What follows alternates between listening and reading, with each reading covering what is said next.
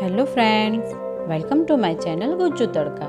જો તમે મારી ચેનલ પર નવા છો તો પ્લીઝ મારી ચેનલ સબસ્ક્રાઈબ કરવાનું ભૂલશો નહીં. ફ્રેન્ડ્સ, આજે હું લઈને આવી છું સાબુદાણાની ખીચડી, જે તમે ઉપવાસમાં પણ ખાઈ શકો છો અને એમનેમ પણ તેનો એન્જોય કરી શકો છો. ફ્રેન્ડ્સ, ગુજ્જુ તડકા ચેનલ સબસ્ક્રાઈબ કરો, સાથે બેલ આઇકન પર પણ ક્લિક કરો અમારા નવા વિડીયોની અપડેટ સૌથી પહેલાં મેળવવા માટે.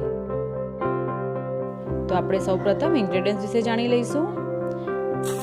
એક બાઉલ સાબુદાણા લીધા છે, તેને આપણે 2 થી 3 વાર આવી રીતના ધોઈને તેમાંથી સ્ટાર્ચ કાઢી નાખવાનો છે અને તેને ડૂબે તેટલું પાણી ઉમેરીને તેને પલાળીને ઢાંકીને આપણે મૂકી દઈશું 3 થી 4 કલાક માટે.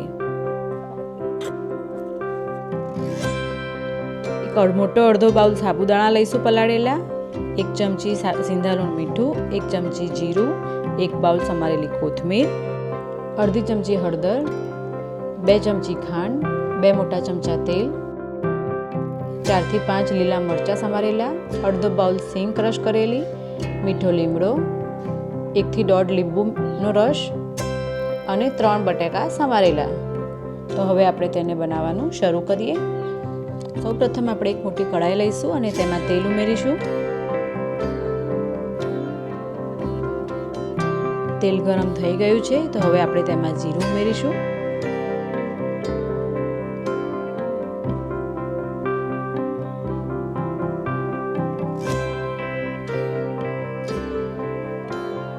ત્યારબાદ મીઠો લીમડો ઉમેરીશું.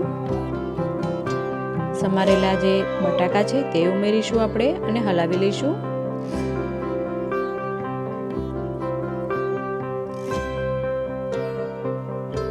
લીલા મરચાં ઉમેરીશું અને હલાવતા રહીશું.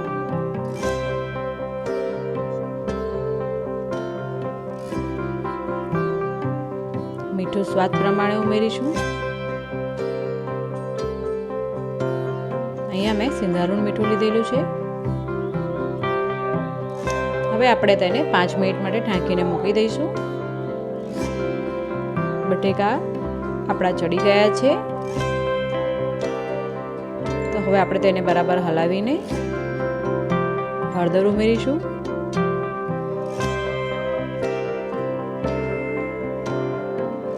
ખાંડ ઉમેરીશું. લીંબુનો રસ ઉમેરીશું અને તેને હલાવી લઈશું. ઘણા લોકો ઉપવાસમાં હળદર ખાતા નથી હોતા, તો તમે તેને સ્કીપ પણ કરી શકો છો.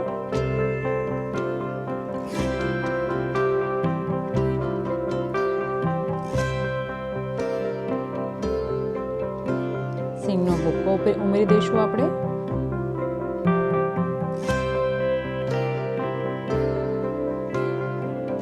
અહીંયા તમે આખી સિંગ પણ લઈ શકો છો. સાબુદાણા આપણા સરસ પલળી ગયા છે, તો હવે આપણે તેને પણ ઉમેરી દઈશું અને બરાબર મિક્સ કરી લઈશું.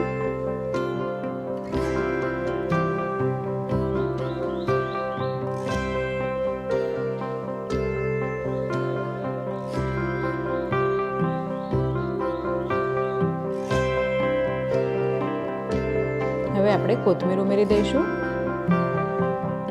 અહીંયા આપણી સાબુદાણાની ખીચડી રેડી થઈ ગઈ છે.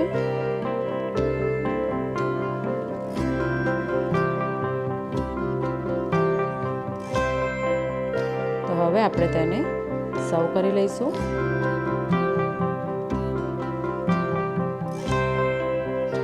ફ્રેન્ડ્સ, આ ખીચડીનો ટેસ્ટ ખૂબ જ સરસ આવે છે. તે ખાવામાં પણ તેટલી જ સરસ લાગે છે. તો ફ્રેન્ડ્સ, તમે પણ આ ઘરે ચોક્કસ બનાવજો અને કેવી બની છે તે કમેન્ટ કરીને મને જરૂર જણાવજો. આવી જ રીતે આપણે અવનવી રેસીપી સાથે મળતા રહીશું. ત્યાં સુધી થેન્ક યુ.